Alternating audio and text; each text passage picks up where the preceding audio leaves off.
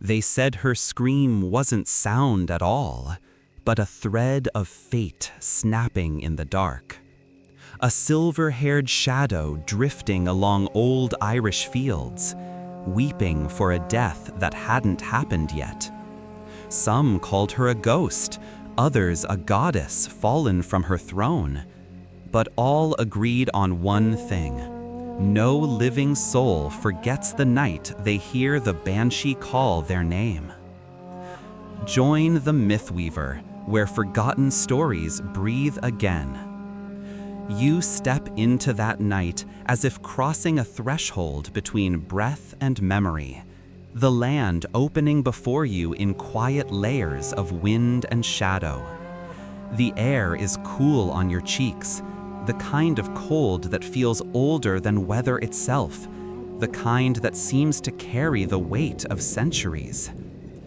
You inhale gently, the scent of wet earth rising like a familiar story you've somehow forgotten but still recognize in your bones.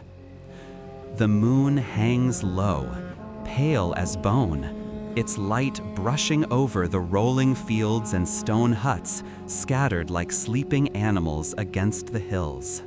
You feel the hush of the hour settle around you, soft, slow, unhurried. Even the wind seems to step lightly, as if not wishing to disturb something sacred. Somewhere in the distance, a cottage door creaks, then closes. A dog barks once, then falls silent. A lone crow lifts off from a crooked fence post, wings cutting a dark line across the sky. You sense it immediately. The old quiet of rural Ireland, the kind that holds history inside it like a beating heart. You walk closer to the village, your steps muffled by damp grass, and the mist wraps around your ankles. It feels like a veil, cool and whisper thin, tugging at you with the slightest pressure, almost like fingers brushing past your skin. The chimneys exhale faint trails of smoke, peat mostly, carrying that earthy, musky scent that clings to winter evenings. Inside the cottages, you can almost hear them, the firewood popping softly, the low murmur of families gathered close, the steady clink of metal ladles against clay bowls. And beneath it all, the quiet hum of stories. Old stories, warned stories, stories about nights like this one. You pause beside a hedgerow, its branches skeletal and trembling in the light breeze. There's a certain tension here, not fear exactly, but an awareness, as if the air is waiting for something, as if the night holds its breath.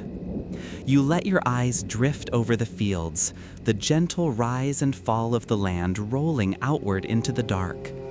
Ireland at night always feels like a place halfway between worlds, where legends feel less like tales and more like possibilities left out on the doorstep. You hear the faint rustle of movement, light, smooth, almost gliding. You turn, but there's nothing there but the shifting mist. Still, you feel it, the sensation of being watched, not with malice, but with old, patient curiosity. Someone, or something, listening. In the cottages, families speak in hushed tones. They're telling the stories again, because nights like this always bring them back. Perhaps you can hear them through the window panes. Grandmothers stirring pots, whispering warnings about cries in the night. Fathers speaking low, voices steady but eyes darting toward the door. Children leaning close, shivers sliding down their spines as they listen. They speak of her, the woman who wails, the one whose voice carries across fields like broken silver. They don't say her name loudly. No one does after sunset. You keep walking, your breath forming small clouds in the cold air. The world around you feels suspended, caught between the soft glow of the moon and the deeper darkness pooling beneath the hedges and stone walls. There's a path leading toward the edge of the village, narrow and uneven, worn by feet that walked it long before your time. You follow it without thinking, guided by something quiet, something nearly imperceptible. The mist grows thicker here, clinging to your clothes, your hair, even your eyelashes. And then, faintly, you hear it. Not a cry, not yet. Just a whisper of sound, thin and trembling, carried gently on the wind. It could be the branches. It could be distant water. It could be your imagination tracing stories onto silence.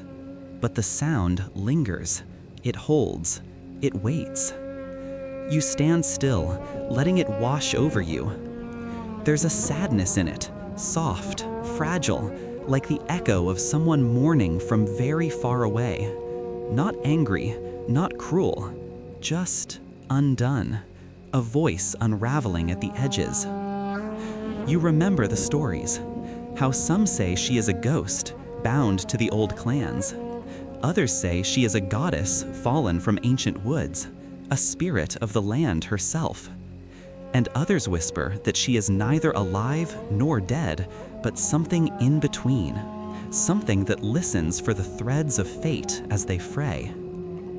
You step forward again, slowly, letting the night fold around you. The hedgerows bend slightly, as if brushing aside for your passing. The moonlight cools on your skin. The wind shifts. The sound rises again, still faint, still incomplete, still searching. You imagine the families inside the cottages, how they shiver when they hear it, how they gather closer, how the fire seems to dim a little whenever the wind carries her voice. You picture the old women crossing themselves, whispering words of protection. You imagine the youngest children being hushed, gently told not to listen too closely. But you do listen, because the night feels alive with stories, with presences, with memories older than the little cottages and the narrow roads. You listen because the land itself seems to be telling you something important, something unfinished.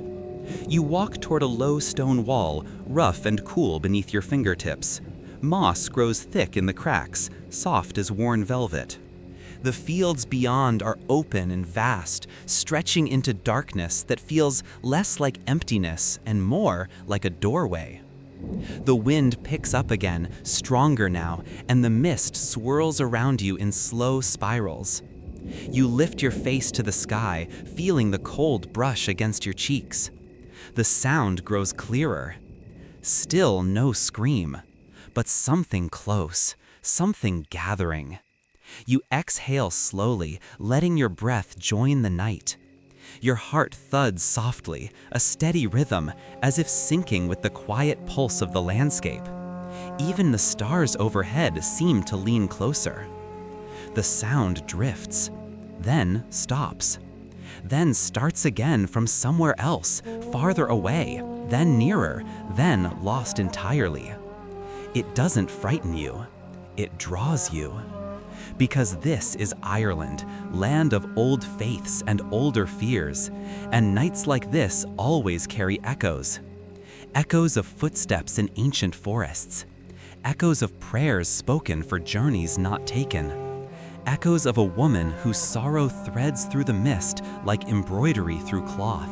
You let yourself linger there, in that hush, in that stillness, in that half-heard melody of grief and wind. The fields sway, the moon brightens, the chimneys breathe smoke upward into the night like offerings, and you feel it again, a presence, not fully seen, not fully gone, watching, waiting, listening. The mist thickens around you, cold fingers of fog crawling over the grass. You feel the night lean closer, as if wanting to whisper something right against your ear. Something old, something soft, something unfinished. You take one more step into the quiet, and the sound, barely a breath, barely a sigh, trails behind you, thin as moonlight on water. Somewhere beyond the hedgerows, someone, or something is not done speaking. You enter the forest as though stepping into the rib cage of some ancient creature, its bones arching above you in dark, tangled silhouettes. The air shifts the moment you cross beneath the first twisted branch. Cooler, quieter, the world swallowing its own sounds, as if wary of waking something older than the trees themselves. The moonlight fractures overhead, slipping through jagged gaps in the canopy. It falls in scattered ribbons, pale and trembling, landing across your path like shards of silver glass. Each fragment feels sharp in its beauty, delicate, yet cold enough to raise soft goosebumps along your arms. The forest exhales around you. A low hum threads the darkness. Not wind, not quite voice, something in between. You walk slowly, your steps softened by the thick layer of moss underfoot, its dampness rising through the soles of your shoes like memory. The scent of pine drifts through the air, faint, resinous, mixed with the earthy sweetness of fallen leaves and distant rain. Every sound feels magnified, your breath, your heartbeat, the soft crackle of twigs shifting behind you. You pause, listen, wait. The hum returns, just at the edge of hearing, thin, quivering, almost like a woman humming from very far away, her tune carried through the trees in frayed strands.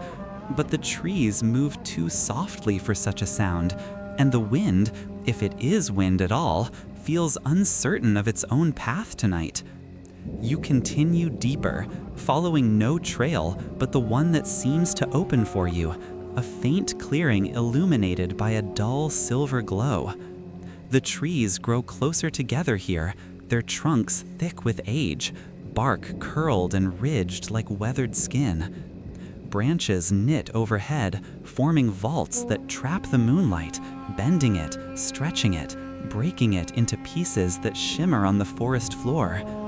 The hum grows clearer, it trembles, it beckons, and you are not the only one who has walked these woods at night.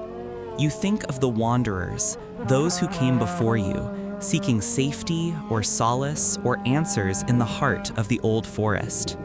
You imagine them stepping through the undergrowth with charm bracelets wrapped tight around their wrists, small tokens of protection kissed by anxious fingers. A stone etched with a spiral, a piece of iron warmed by the hand, a ribbon tied by a mother who believed iron and prayer could keep away the unseen. You imagine their breaths turning shallow when they reached this same place, the air pressing close to the skin, the hum weaving around their ears. Tonight, you walk where they walked. Tonight, the forest remembers you. The hum thickens, no longer soft enough to dismiss, yet still too faint to call a voice. It oscillates, wavering somewhere above you, then below, then threading past your shoulder like a breath that never quite touches you. The sensation sends a shiver through your spine, gentle, not frightening, but undeniably intimate. You reach a fallen log, blanketed in a shining coat of moss.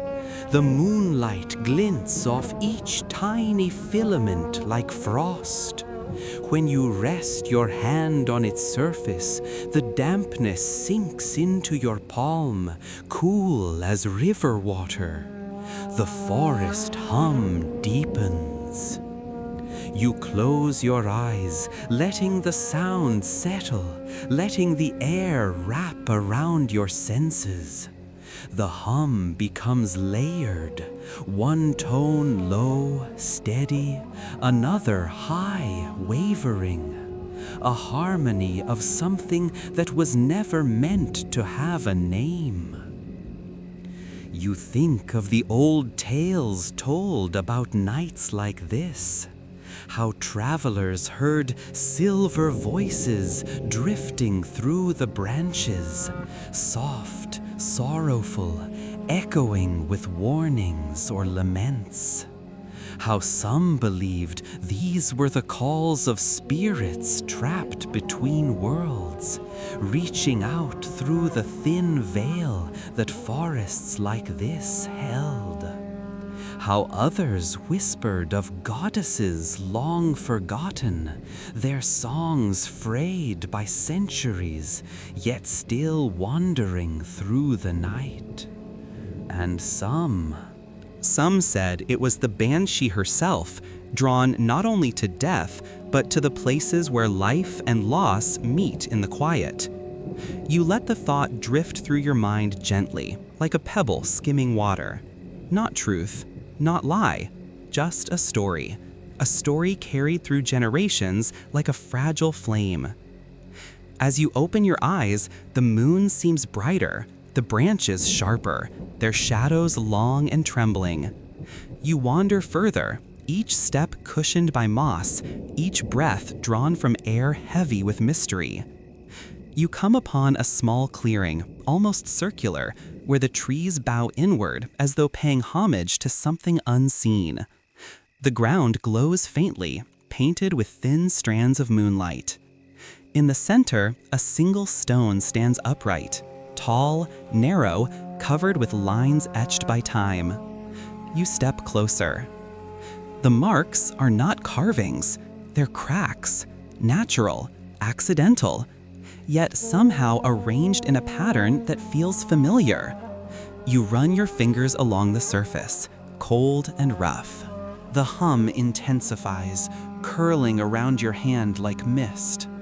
You whisper without knowing why, a simple breath of sound, a soft greeting to whatever lingers here. And something answers, not with words, not with form, just with presence. A slight shift in the air, a faint glow at the edge of vision, a soft vibration beneath your fingertips. You pull your hand back slowly, but the sensation lingers, a warmth against your skin that doesn't belong to the night. You step back, breath steady, heart slow, letting the moment settle like dust falling in a sunbeam. The forest feels alive around you, watching without eyes, listening without ears, speaking without sound. The hum rises again, this time more like a sigh than a song. A pale breeze stirs the moss at your feet, the branches overhead, the edge of your sleeve. It feels like a touch, a reminder, a gentle urging to move on. So you do. You walk slowly through the clearing, letting the glow behind you fade. The silver voices drift with you for a while, weaving in and out of your steps, brushing past your ears like whispers that cannot decide if they want to be heard. Eventually, as the trees grow thinner and the moon brightens, the hum begins to fade. Distant, fainter, almost shy. You stop at the boundary where the forest thins into the open fields, and you look back. The trees stand tall, silent. The moonlight no longer fractures, but glows whole. The air is still. You take a breath deeper than the others, letting the last thread of the hum settle into memory. Something in that forest spoke to you tonight. Not fully here, not fully gone, just enough to remind you that the world holds more voices than we ever truly hear. And as you step out into the open air, leaving the forest behind, the last echo trails after you. Soft, distant, unfinished. A silver whisper dissolving back into the branches. You find yourself standing at the edge of a cottage older than memory, its walls leaning slightly as though bowing under the weight of centuries. The wind outside trembles with the promise of rain, its breath cold against the thatched roof. You can hear the rumble of distant thunder, a low, ancient growl rolling slowly across the darkening horizon. Inside, the hearth glows like a fading star. Dim, warm, uncertain. The peat smolders quietly, its smoke thick and fragrant, curling through the air with a scent that feels both ancestral and comforting. It is the smell of the land itself, earth and moss, buried roots, and old stories rising with each crackle. You step closer to the hearth, the warmth brushing your skin gently, almost like a hand guiding you toward the circle forming around the flames. The clans are gathering, people with the same bones, the same blood, the same shadows behind their eyes. Their faces are worn by harsh winters and harder truths, lined with stories that never made it into any book, but live instead in whispers passed through generations. You take a seat among them, easing onto the rough wooden bench, the grain cool beneath your fingertips. Around you, woolen shawls rustle softly, and the occasional low murmur rises and falls like the tide. The storm outside tightens its grip on the night. A raindrop, another, then a soft patter against the window panes. The elders don't look toward the sound. They've heard this rhythm before. You look to the oldest among them, a woman whose hair falls like a pale curtain over shoulders draped in faded tartan. Her eyes are half closed, reflecting the firelight in small, trembling sparks.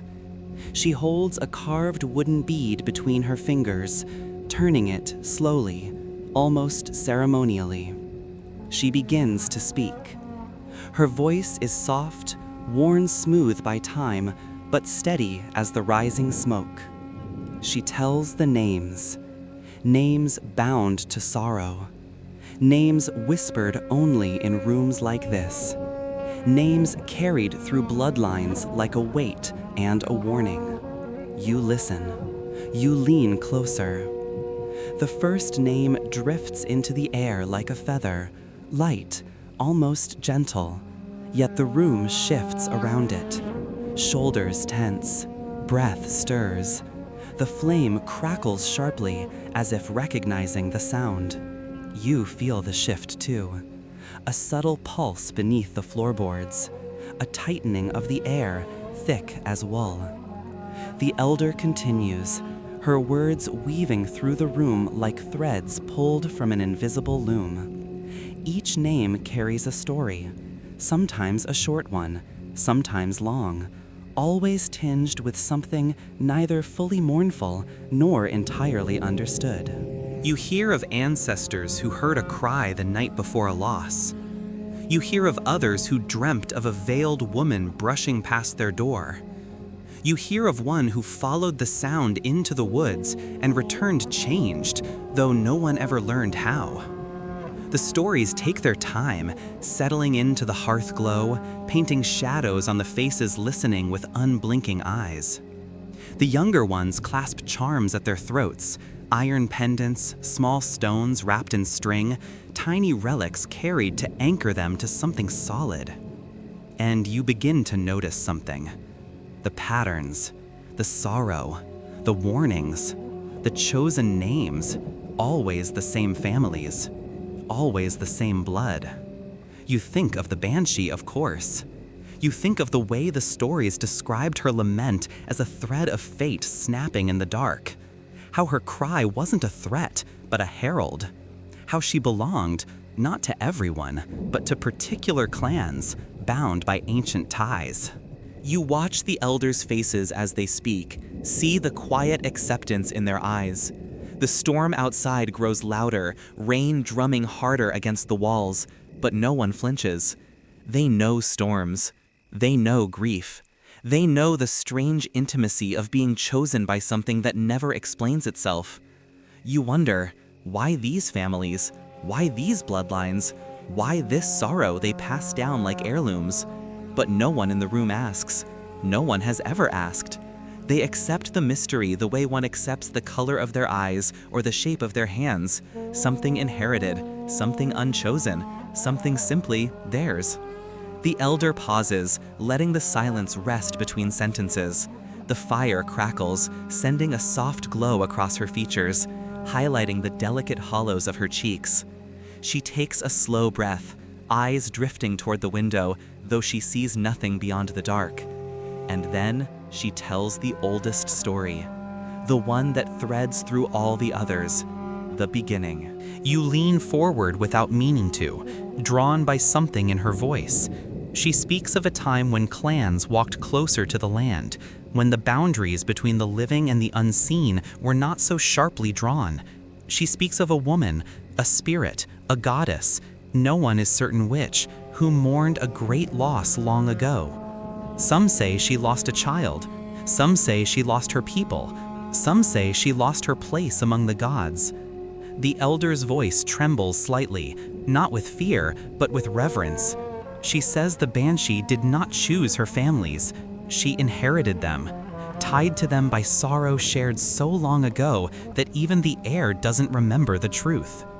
You feel a shiver trail down your spine, not from cold, but from the strange comfort in the idea that grief could bind rather than break, that mourning could form a connection deeper than explanation. The storm begins to roll across the hills now, thunder humming like a giant's heartbeat. The walls tremble slightly. The elders lean closer. The final names drift from her lips. 3 of them, spoken so quietly you barely hear. A hush falls. Even the fire seems to bow. These are the names living now, the ones who carry the old thread of fate. You watch the faces of the clan members as the names settle like dust. Their expressions shift, some with resignation, some with a quiet pride, some with a flicker of fear. You wonder which belongs to you, if any. If the forest whispered something earlier because you were already marked? You feel the weight of the moment settle across your shoulders like a cloak. The peat smoke rises, darker now, mingling with the scent of rain seeping through old stones.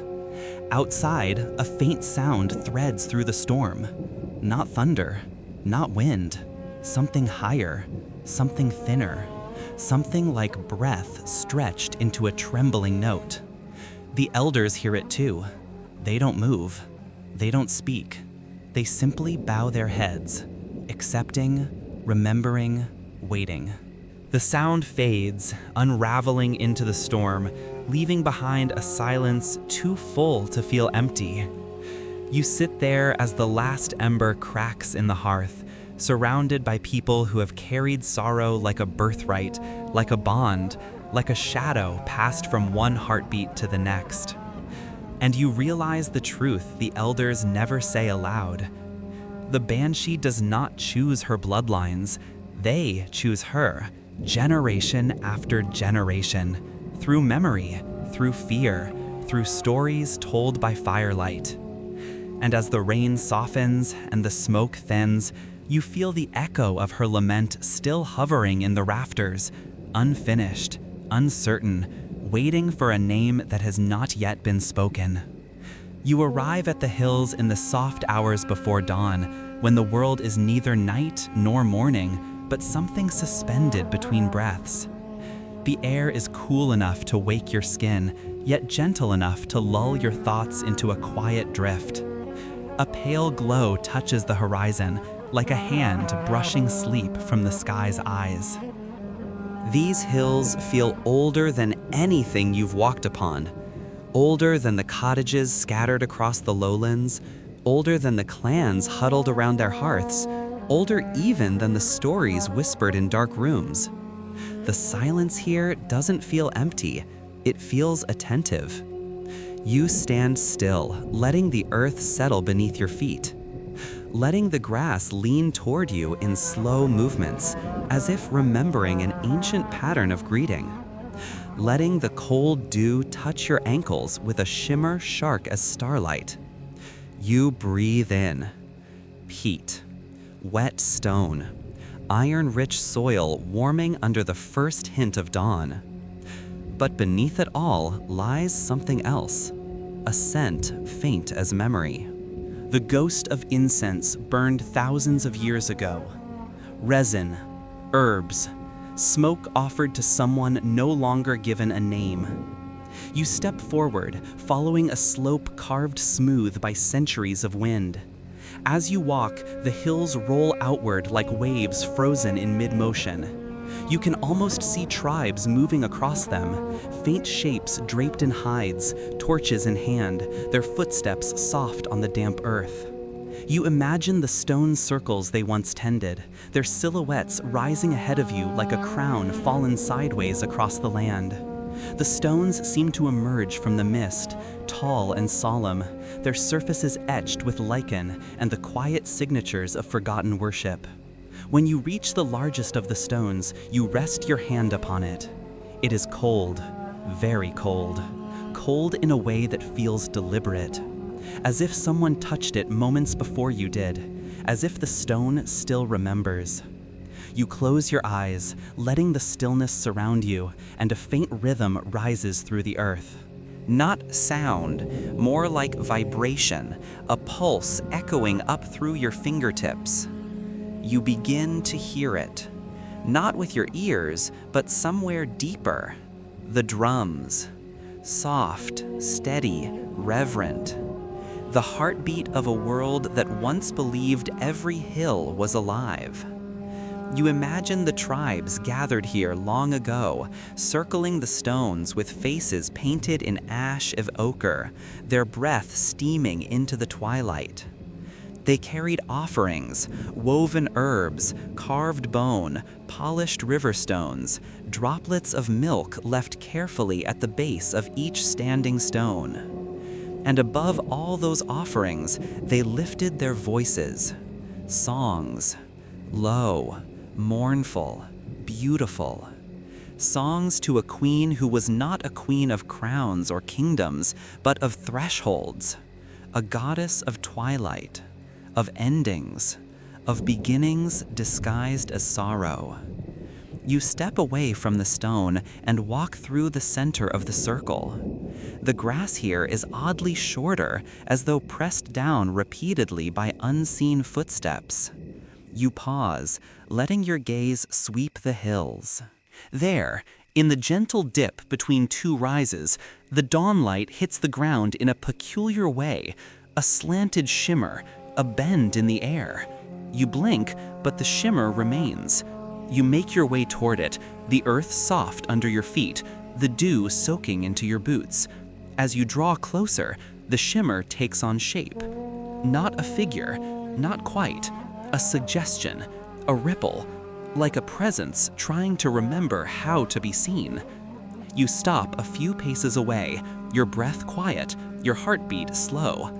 The air around you thickens, just barely, and a faint breeze stirs, though the trees far beyond the hills remain still. It feels as though the land itself inhales, pauses, waits. You imagine her then, the goddess whose name is lost to time, but whose essence spills through the stories that fragment like broken pottery. Some believed she held dominion over mourning, guiding souls through the dusk of their final moments.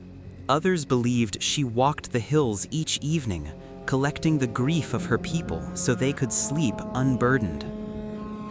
Something about the shimmer feels weighted by old sorrow, but not the sharp kind, not despair, something softer, something closer to compassion. You approach slowly. The breeze strengthens, cool against your cheeks, curling around your wrists like a ribbon. The grass bends toward the shimmer, blade by blade, as if bowing.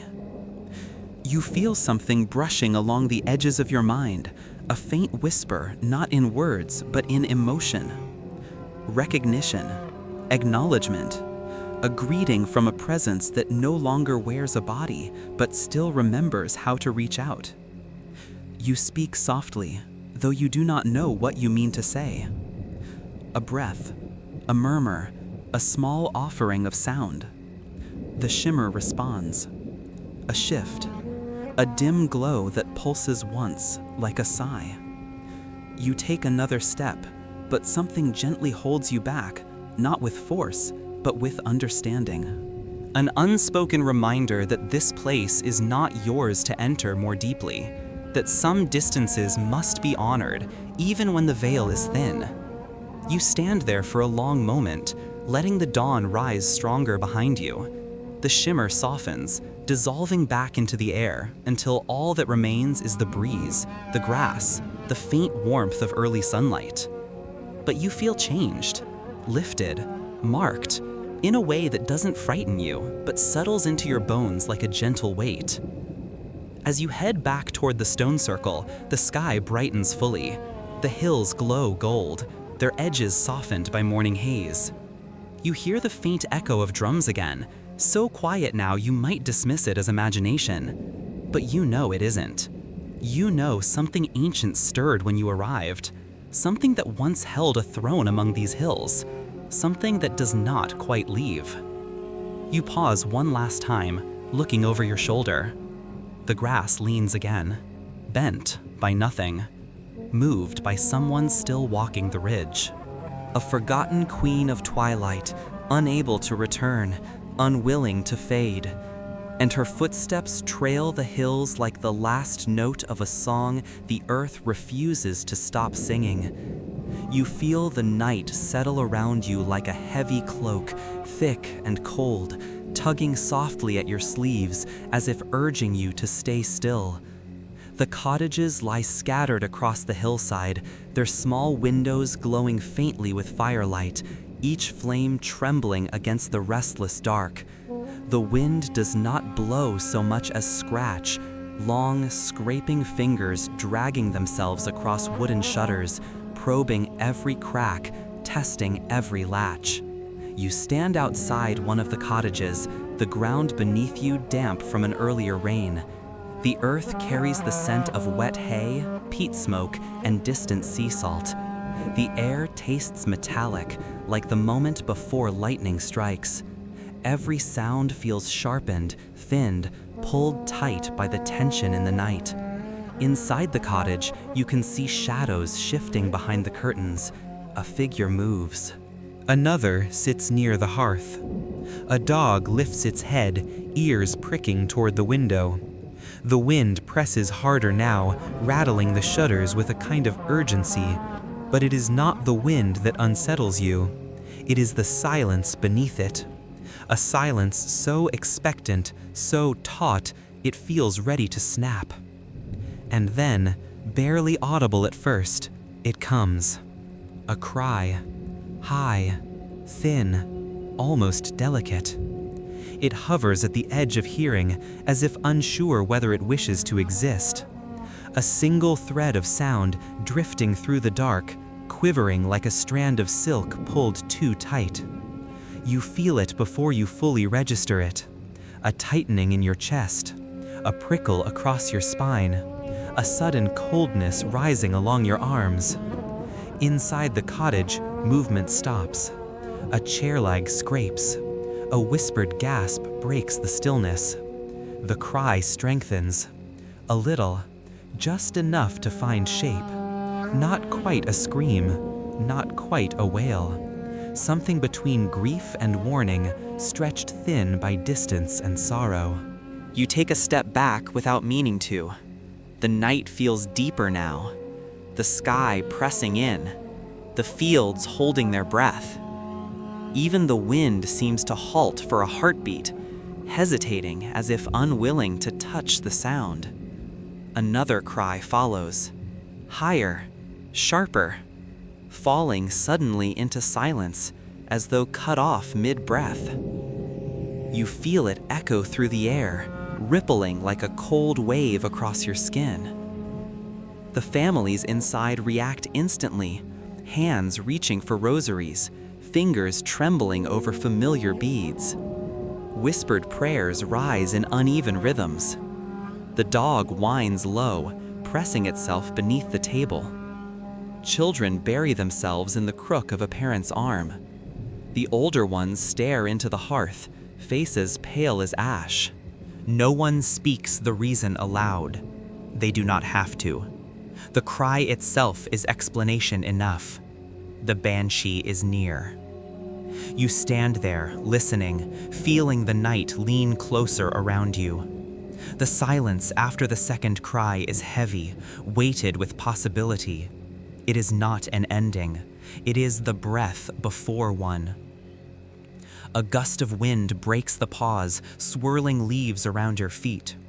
The shutters rattle again, louder this time, as though shaken by an unseen hand. You turn your gaze toward the edge of the fields, where the land slopes downward into a tangled mass of hedges and briars. The darkness there feels different, thicker, more alive. You listen closely. The wind whistles.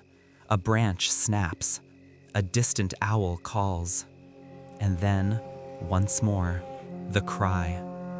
This time it cuts clean through the night, sharper, clearer, trembling with a sadness so raw it makes the air itself shiver.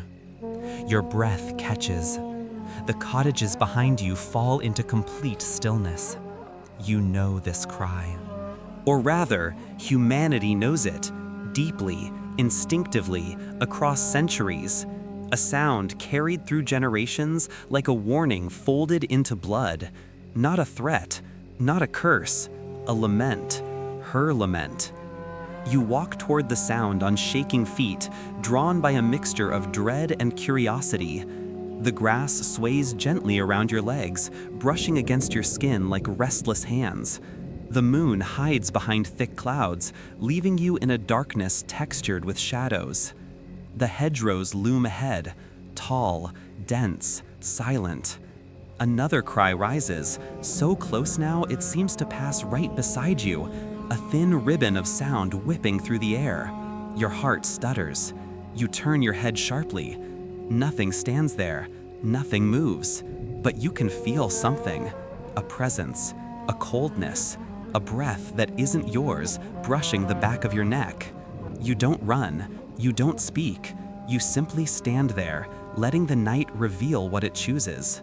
The next cry doesn't come all at once, it builds. A soft hum at first, barely a vibration against the wind. Then a quiver, rising in pitch. Then a low moan, curling upward like smoke. And then it spikes. A piercing wail that rips through the air so cleanly it feels for a moment as though the world splits open around you.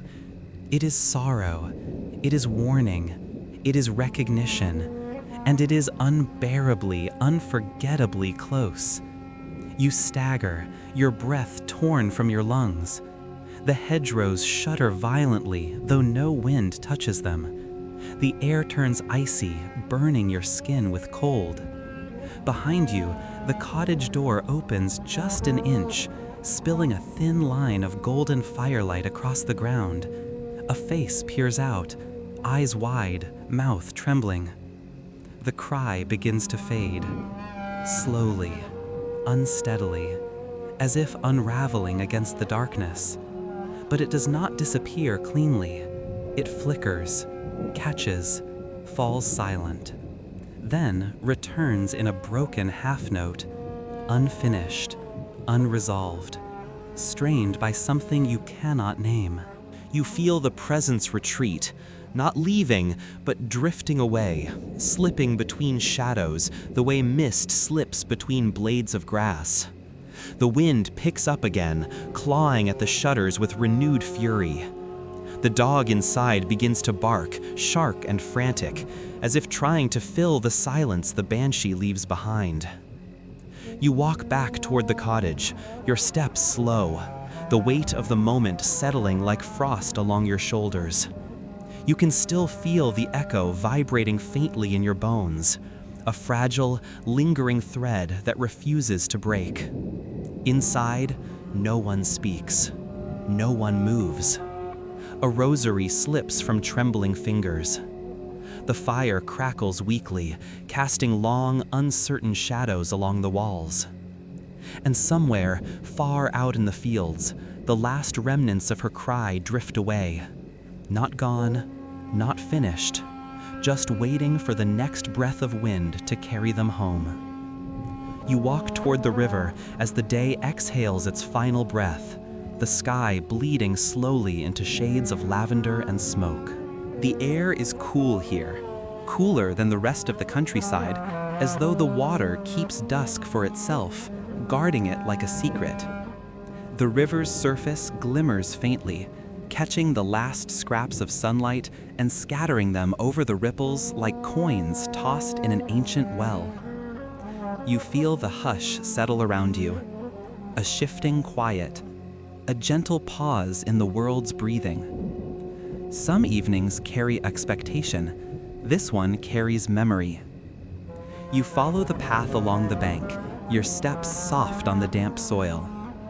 Midges hover like tiny sparks, drifting lazily in the fading light. A heron lifts off from a reed bed, wings slow and deliberate, gliding across the water without making a sound. Your eyes trace the far edge of the river. The reeds sway. The water whispers against stones, and somewhere beneath it all, something watches. The locals always warned about this stretch of river, especially at dusk. Not with fear, but with respect, the kind carved into old habits. They spoke of glimpses. A figure standing at the water's edge, pale as moonlit mist, her hair spilling down like wet starlight. They insisted she wasn't a ghost exactly, but something older, something caught between the world of the living and the world of the stories. You pause near a bend in the river where the current slows. The reeds part slightly. The air changes, and you feel it, the sensation of someone just behind your gaze, just at the limit of seeing. You are not afraid.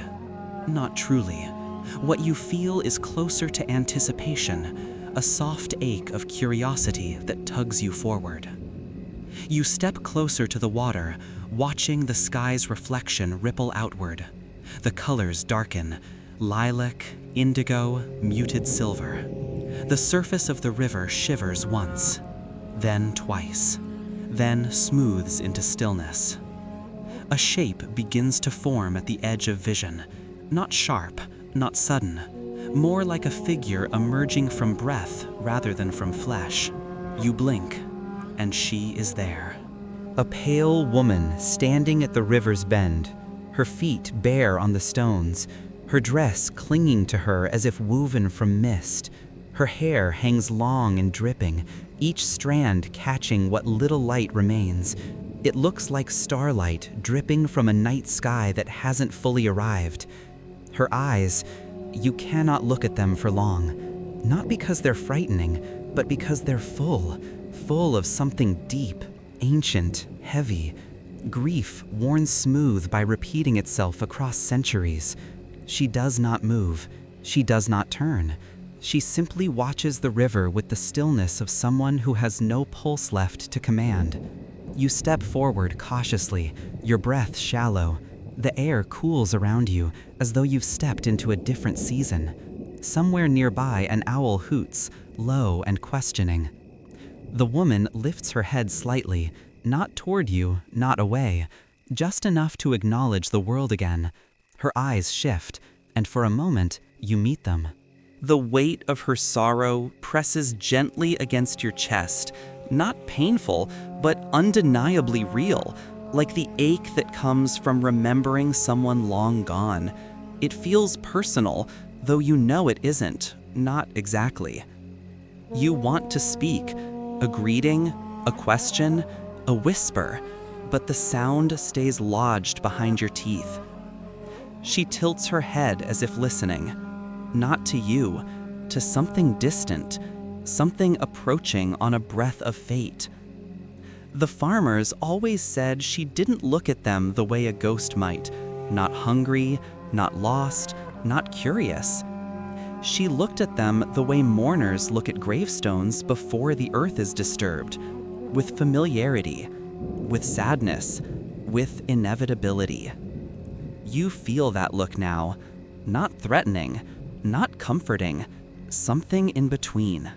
A soft grief that knows your shape. She turns her gaze toward a cottage faintly visible up the hill, its windows glowing with warm lamplight. You follow her eyes. The glow flickers as the family inside moves about their evening rituals, supper, prayer, the quiet settling of night. You wonder, is she here for them? For someone within those walls? Or for you standing alone by the river? The woman takes one step toward the water. Her foot touches the river's surface without sinking. Ripples form anyway, slow, trembling rings that carry outward until they meet the bank. You hear a faint hum, a single note, barely more than breath. Not the banshee's wail, not the long, piercing lament of the night. This is softer, closer, a private grief, barely sung. You step closer, your heart steady but warm, drawn to the mystery of her presence. She lifts her face, the fading light brushing her features, revealing the remnants of something that might have once been beauty, but time has blurred it, smoothed it, hollowed it into something more haunting. She looks neither living nor dead. She looks like the moment between heartbeats, the inhale before a cry, the exhale after a final goodbye. She raises her hand slightly, palm facing the river. The wind stirs around you, not a strong gust, but a gentle curl, like fingers brushing your shoulder.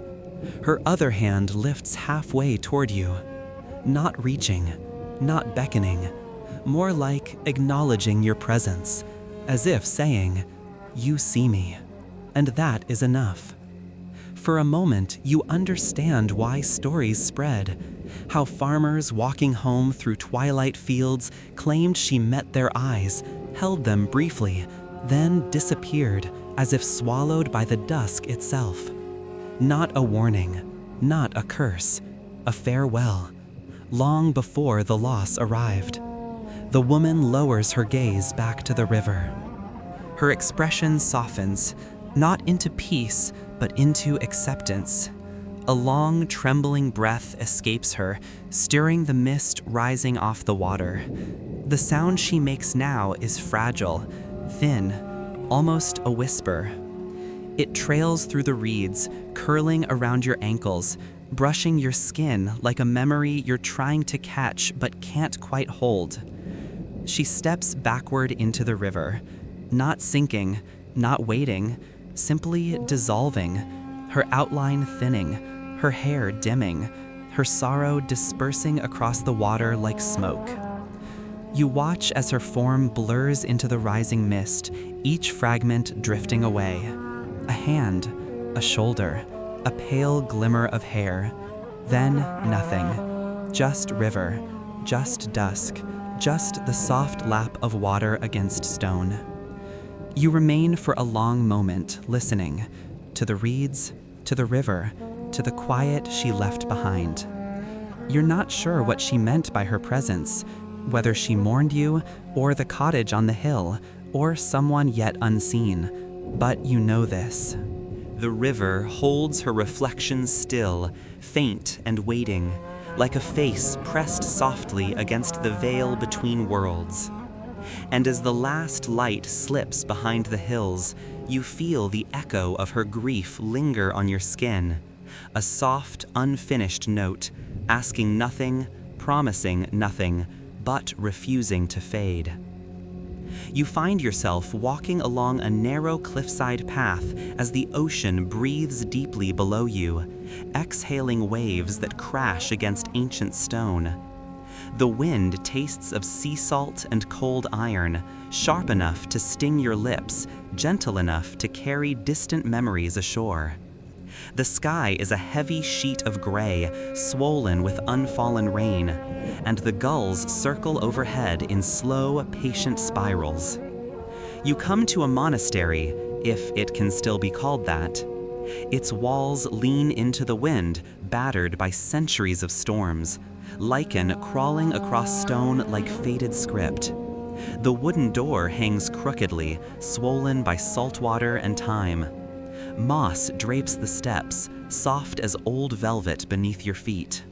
When you push the door open, the scent hits you first. Not incense, not smoke, but parchment, old, brittle, alive with the delicate decay of forgotten knowledge. You step inside.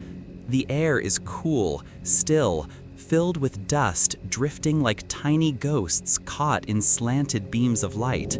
Shelves rise around you in crooked towers, their contents sagging, cracking, waiting. This is where the records live, or what remains of them. A solitary monk tends the room, a bent figure moving slowly, carefully, as though afraid even his shadow might damage the fragile pages. He doesn't look at you. He simply gestures toward a table lit by a single candle burning low, its flame dancing weakly against the draft. You approach. On the table lies a manuscript so delicate it seems to sigh when you touch it. The edges are curled into brittle waves, stained with salt from ocean winds that seeped through stone for centuries. You open it slowly, the pages crackling like tiny bones beneath your fingertips. The ink, dark brown now, once black, tells fragments. Never a whole story.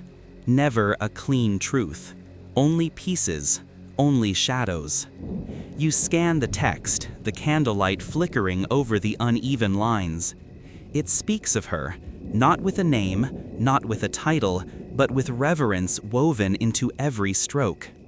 Some passages call her a queen, a divine ruler who walked the hills before any kingdom claimed the land. A figure draped in twilight, wearing grief as one might wear a cloak.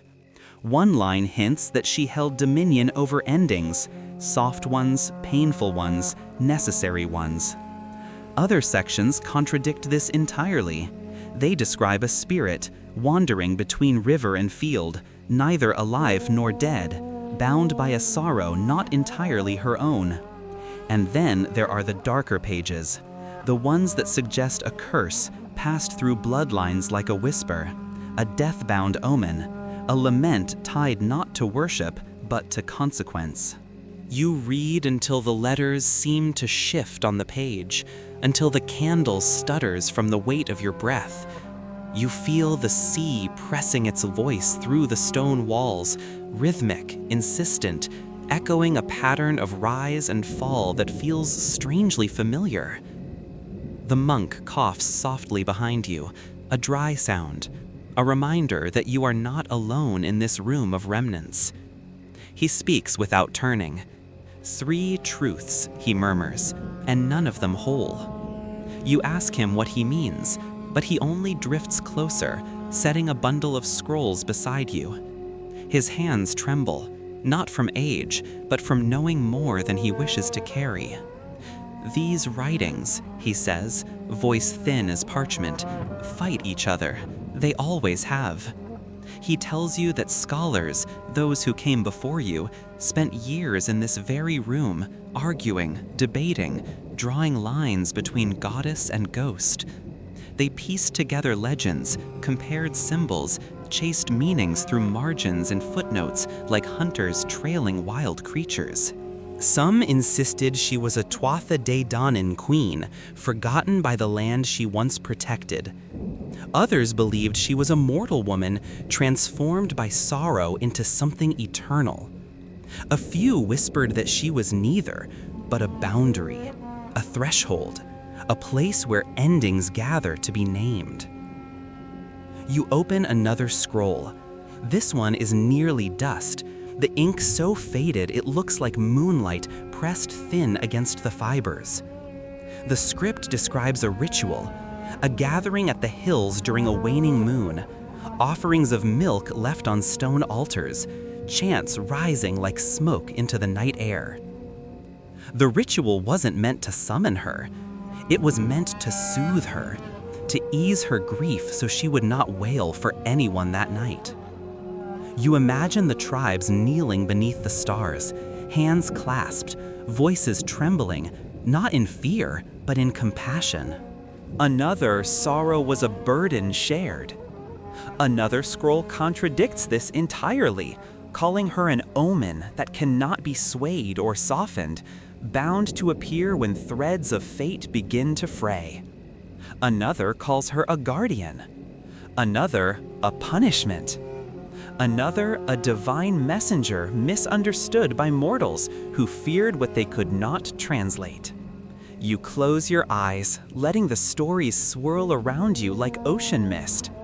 The room feels different now, closer, heavier, the air thick with centuries of questions that never quite find answers.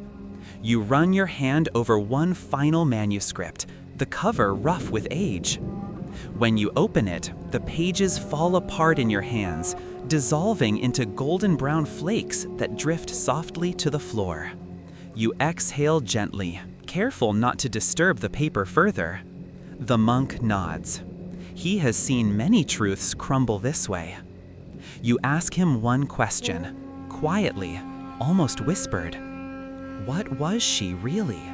He smiles, sad and soft, eyes drifting toward the window where the sea crashes, relentless and ancient. Truth is a tide, he says. It changes shape each time it touches the shore. He lifts his hand, letting a sliver of manuscript dust fall from his fingers. Some believed she was divine. Some believed she mourned. Some feared her. Some prayed to her. He leans closer, lowering his voice until it barely touches the air. And some knew she was all of them. You feel a shiver pass through you, slow, contemplative, not cold. You understand then why the truth slips away, because she was never meant to fit inside one story. She was woven through many, her meaning shifting like moonlight on water. You close the last surviving scroll gently, as if tucking a child into sleep. The candle sputters again, its flame shrinking, dimming, flickering uncertainly. The monk steps back into the shadows, his silhouette merging with the shelves. You walk toward the door. The ocean's roar grows louder. The wind presses its salt breath against the monastery walls. And just before you leave, you hear it, a soft, distant note rising through the stone corridors, a hum, a sigh, something sorrowful and familiar. You turn, but the room behind you is silent, empty, still. Outside, the waves gleam with moonlight, silver, shifting, uncatchable. And the truth, her truth, moves just like that, always just out of reach, slipping through your fingers before you even realize you're holding it. You move through Ireland as it is now, alive with headlights, glowing storefronts, bus engines rumbling through narrow streets that were never built for the weight of modern life. Electric signs flicker in roadside towns, each neon pulse bright enough to drown the moon for a moment before surrendering back to the night. Yet somehow, the old roads remain untouched. You notice them at the edges of vision, thin, winding paths branching off from highways that roar with passing trucks. They slip between hedgerows, untouched by asphalt, older than memory. Roads that farmers still travel at dawn. Roads that children still avoid after dusk. You follow one of those roads now, the rain falling softly around you like a whispered lullaby poured from the clouds. Each droplet taps against your jacket, your hair, the ground beneath your feet, with a rhythm steady enough to slow your heartbeat. Cities hum in the distance. Phones buzz in pockets. But here, none of that matters. Here, the world feels halfway between breath and silence. The road winds through fields darkened by the storm, the grass bending gently beneath the weight of the rain. A lone lamppost casts a warm circle of light, but its glow barely holds the encroaching fog at bay. The fog thickens, soft, pale, alive with shifting edges. It drapes the hills ahead in a ghostly veil, blurring the boundary between land and sky. You feel a quiet pressure settle along your shoulders, subtle, familiar, almost comforting in a way you can't explain. It feels like walking through memory, not your memory, something older, The rain's tapping deepens into a soft patter against the windows of cottages tucked into the hillside. You pause beside one, listening as the glass vibrates under each gentle knock. You imagine the people inside, modern families, busy lives, worries shaped by work schedules and bills. But tonight, they sit a little closer to the fire, because some sounds never lose their weight. Even now, in a world buzzing with notifications and fluorescent light, stories drift through these hills like seeds on the wind. Travelers whisper that the Banshees still prize here, not often, not with theatrical fury, but quietly, like grief pressed into a single trembling breath. You step away from the cottage and follow the road deeper into the fog.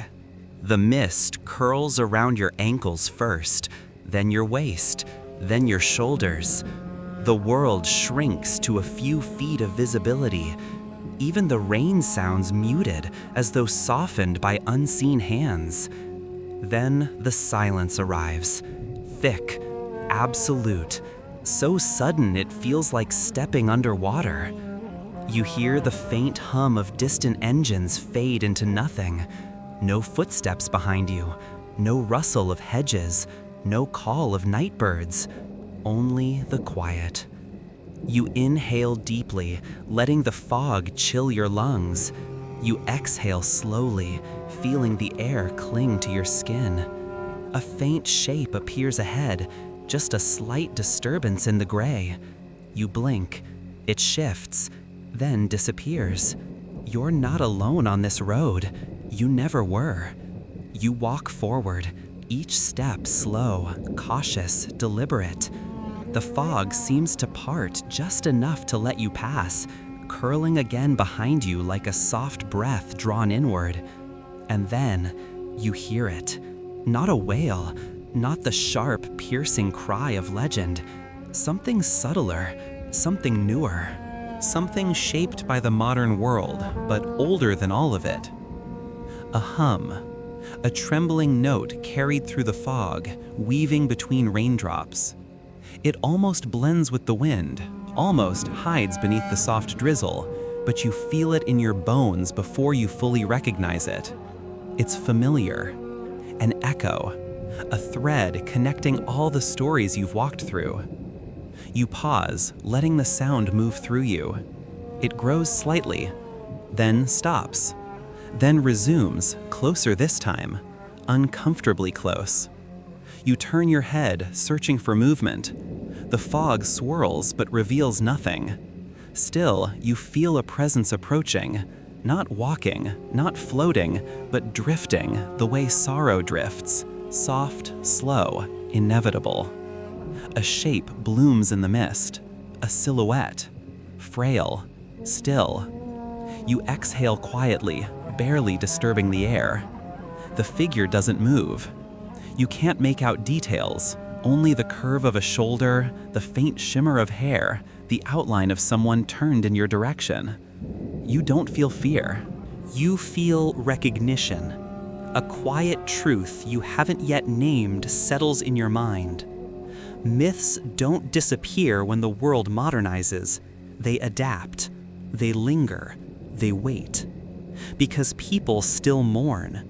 People still fear what they cannot control. People still walk dark roads alone. The figure remains motionless, as though studying you with a patience the living rarely possess. The fog lifts just enough to reveal a pale glow around her form. Moonlight, or something like it, breaking gently across her silhouette.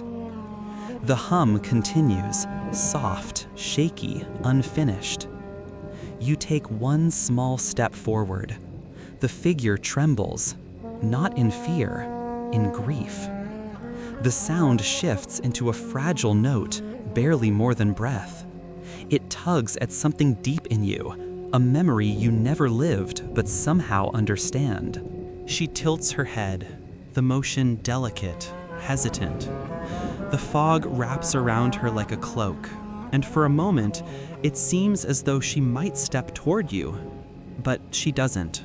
She only watches. You realize then why she lingers at the edge of belief. Because belief itself has edges, places where certainty thins, where logic flickers, where the heart listens even when the mind refuses. She lives in those edges, those boundaries, those breaths between knowing and doubting. The hum fades slowly, slowly, until it becomes silence again. The figure dissolves, her shape unweaving into fog, her glow slipping back into the night, her presence leaving the air just slightly colder in her absence. You stand there, still and silent, letting the rain fill the world again. The fog thins, the road reappears. Far in the distance, neon lights glow faintly, reminding you that the modern world is still waiting. But something has shifted, not in the air, in you. Because you've seen the shadow where myth meets breath. You felt the space where stories live when they no longer fit into books. You've walked a road where the present bends just enough to let the past whisper through. And as you turn back toward the lights, toward warmth, toward voices, toward life, you hear one last faint note behind you. Soft, wavering, unfinished. A reminder that she is never far, never gone, always waiting at the very edge of belief, where fog touches the road and breath becomes story. You stand at the edge of the field as night folds over the land like a dark, deliberate curtain. The last thread of daylight slips beneath the hills, leaving everything drenched in a bluish hush.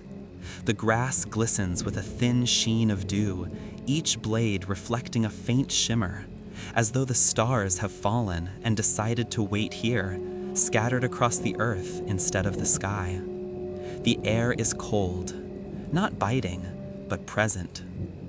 A quiet hand brushing along the doorframes of cottages, trailing gently across window glass, curling beneath eaves like a visitor testing its welcome.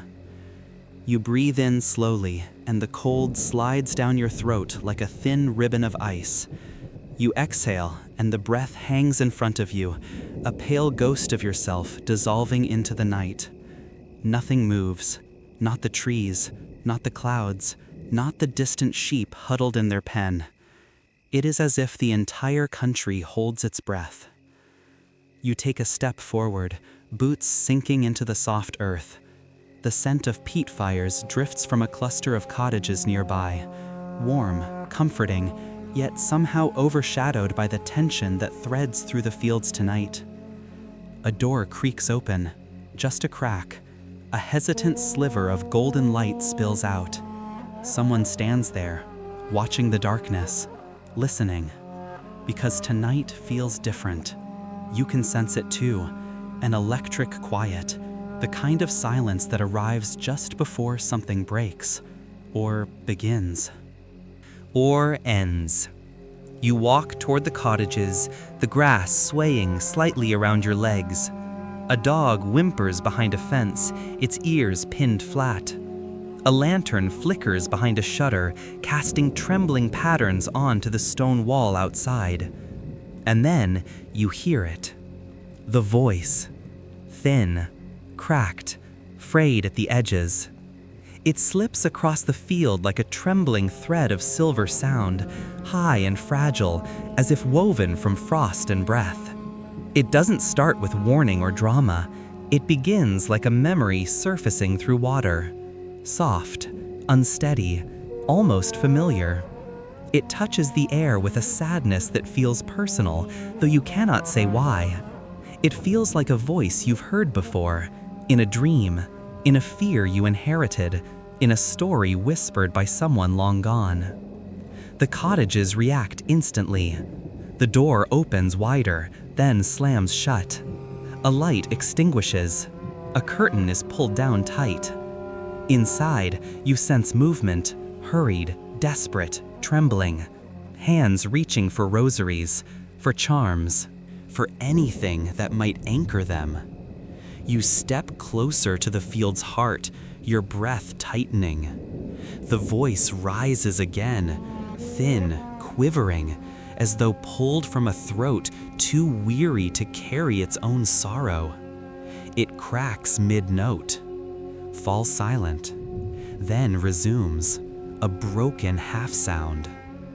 You pause, the echo brushing the side of your face like a fingertip made of air. It feels impossibly close, though the source seems distant, somewhere between the hills and the horizon, caught in a place where distance bends like mist. The wind stirs, not violently, but with intention. It pulls at your coat, your hair, your breath.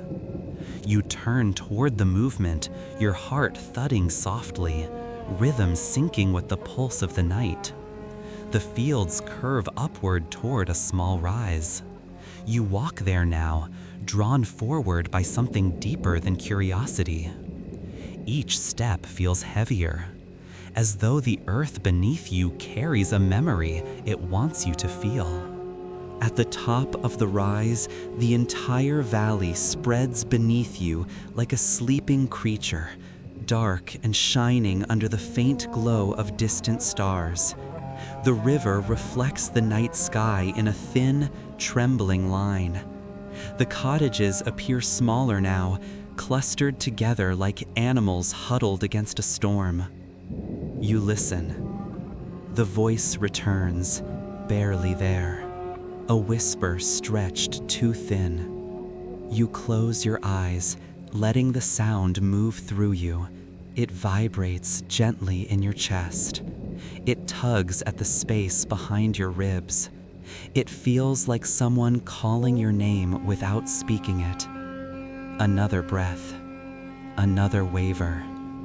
Then the sound falters, catching, stalling, unraveling. You open your eyes.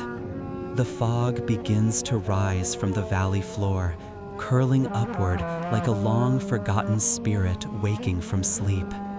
It spills across the fields in slow waves, soft and deliberate, blotting out the edges of the world. You hear the voice again, closer now, too close. A shape emerges in the fog, barely a silhouette. Barely a presence.